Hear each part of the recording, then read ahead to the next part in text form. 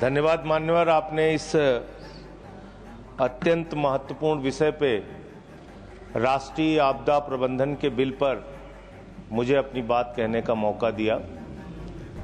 मान्यवर,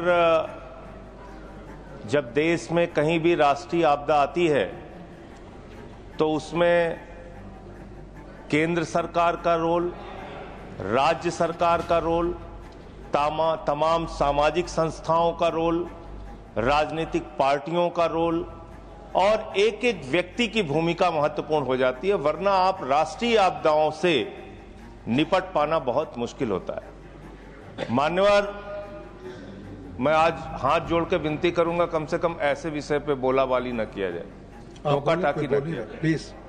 प्लीज आप बोले, ये ठीक नहीं है।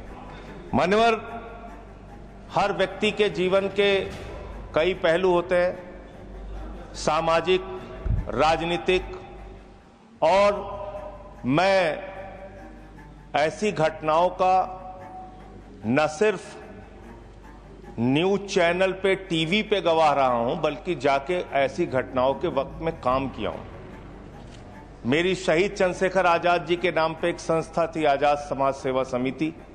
उस वक्त भुज का भूकंप आया था मान्यवर, और उसमें जो घटना हुई थी बहुत ही पीड़ादायक कि 26 जनवरी का दिन था, बच्चे गणतंत्र दिवस का जुलूस लेके निकल रहे थे और भूकंप आया, उसकी चपेट में बहुत सारे बच्चों की मौत हो गई थी।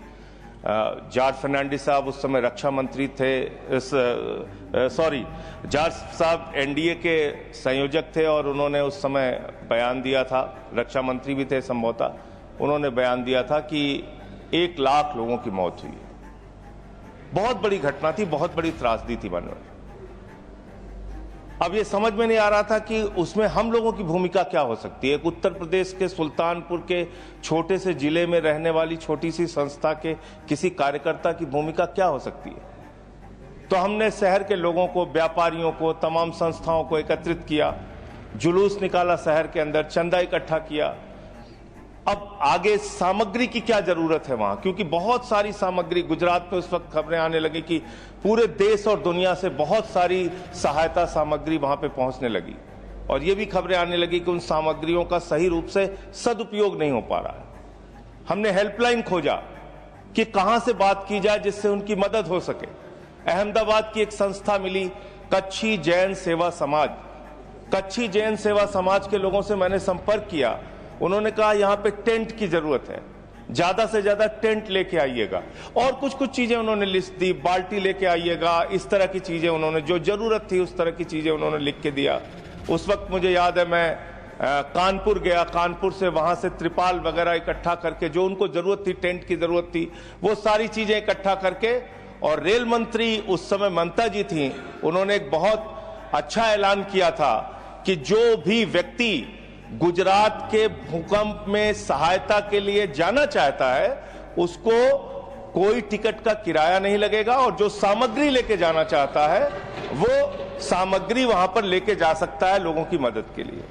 तो हम लोगों ने अपना एक जत्था तैयार किया, 10-20 लोग तैयार हुए कि हम जाके खुद से काम करेंगे। हमने अपनी टीम के साथ वहां पे हम गए, और जो उस समिति के साथ, कच्छी जैन सेवा समिति के साथ मिलके जो वहां मदद हो सकती थी वो मदद हमने किया। लेकिन जो देखा दृश्य मान्यवर, घर के घर गिरे थे, बड़े बड़े घर गिरे हुए थे, स्कूल गिर गए थे, अस्पताल गिर गए थे, सड़कें टूट गई थी। तो ये ऐसा लग रहा था कि इसमें कभी कैसे ये लोग खड़े हो पाएंगे। आपदा जब आती है उस वक्त का जो दृश्य होता है और जो मदद की जो जरूरत होती है वो अलग होती है, लेकिन उस आपदा के प्रबंधन के खत्म होने के बाद की जो जरूरत होती है, मैं समझता हूं वो बहुत बड़ी जरूरत होती है। घाव को भरने की जरूरत, पीड़ा को भरने की जरूरत, उनके साथ बातचीत करने की जरूरत, उनकी काउंसलिंग करने की जरूरत, वो सड़कें जो टूटी हुई हैं उसको बनाने की जरूरत, स्कूल जो बच्चों के टूट जाते हैं उसको बनाने की जरूरत, अस्पतालों को बनाने की जरूरत, और इसके साथ साथ जो गांव के गांव जो मिट जाते हैं, बर्बाद हो जाते हैं, उसको बनाने की जरूरत। तो उसके लिए मैंने उस वक्त देखा था बहुत सारे संस्थाओं ने जिम्मेदारी ली थी कि इस गांव के प्रबंधन की जिम्मेदारी हमारी संस्था लेगी, इनको बच्चों को पढ़ाने की जिम्मेदारी हमारी संस्था लेगी। इस प्रकार के काम वहां पे बहुत सारे लोगों ने किया था। तो मैं समझता हूं एक सरकारी भूमिका है और दूसरी सबसे ज्यादा सामाजिक कार्यकर्ताओं की और राजनीतिक कार्यकर्ताओं की भूमिका है कि जब ऐसी कोई बड़ी आपदा आए तो उसके बाद आपको क्या करना है, कैसे उनकी मदद के लिए खड़ा होना है, ये एक बड़ी भूमिका आपको निभानी है। इसके अलावा मान्यवर सुनामी आई तमिलनाडु में, उस समय सुनामी में मैं गया अपनी टीम लेके। जब उत्तराखंड की आपदा आई, त्रासदी आई, उस समय भी मैं गया अपने आम आदमी पार्टी में उस समय था, आम आदमी पार्टी के कार्यकर्ताओं के साथ गया।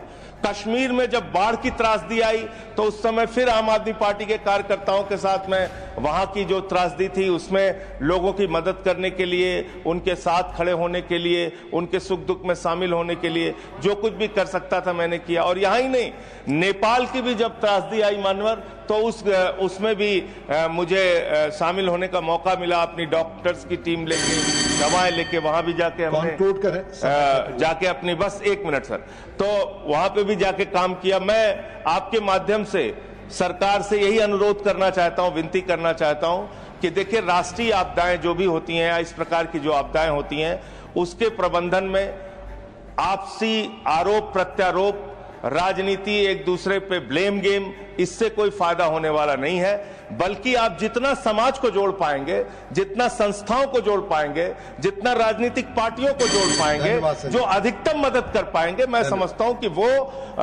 वही राष्ट्रीय आपदा को प्रबंधन करने का सही तरीका है। और मान्यवर, मैं फिर दोहरा रहा हूं कि एक तात्कालिक मदद की जरूरत होती है, एक दीर्घकालिक मदद की जरूरत होती है, दोनों पे सरकार को काम करने की जरूरत है। धन्यवाद।